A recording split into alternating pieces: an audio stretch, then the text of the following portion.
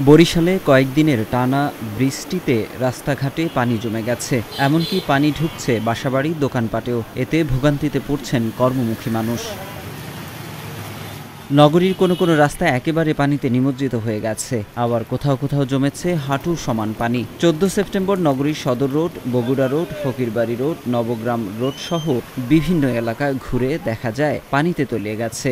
এতে করে দিনমজুর সহ খেটে খাওয়া মানুষের ভোগান্তির শেষ নেই। তাদের দাবি, সামান্য বৃষ্টিতেই জলাবদ্ধতা সৃষ্টি হয় নগরীতে। পানি উঠলে আমার সমস্যা হয়, ইনকাম কম হয় এবং চলতে ফিরতেও আমার কষ্ট হয়। রাস্তায় বৃষ্টি উঠলে আর যাত্রী মাত্রী পায় না, পানি উঠলে বৃষ্টি বর্ষায় এই কারণে।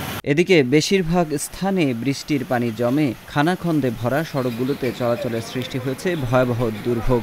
দীর্ঘ সময়ে পার হলেও পানি নিষ্কাশন হচ্ছে না, সে কারণে ভিজেই চলাফেরা করতে দেখা যায় অনেককে।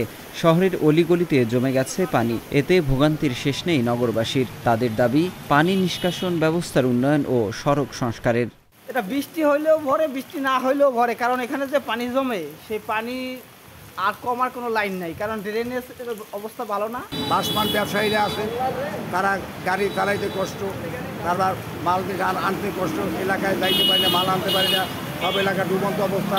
এই রাস্তাটা এত পরিমাণে নিচু এবং পানি উঠলে পুরোটা বৃষ্টি পড়লে, অল্প বৃষ্টি পড়লে পানি জমাট হয়ে যায়, যে কারণে আমরা চলাফেরা করি এই আমাদের গাড়ির ডিফারেন্সিয়াল হোক আর মোটর হোক, যেটার ভিতরে পানি ঢুকে ওইটার ভিতরে জং পড়ে যায়, অনেক খরচা হয়ে যায়। যেমন মেকারের দেখাইলে 3-4 হাজার টাকা হয়ে যায়, খরচ হয়ে যায়। এদিকে বৃষ্টির কারণে বরিশালের অনেক গুরুত্বপূর্ণ রাস্তা তলিয়ে যাওয়ায় যানবাহন ধীরগতিতে চলতে দেখা গেছে। কোথাও কোথাও যানজটের কারণে ঘন্টার পর ঘন্টা যানবাহন আটকে থাকার খবর পাওয়া গেছে।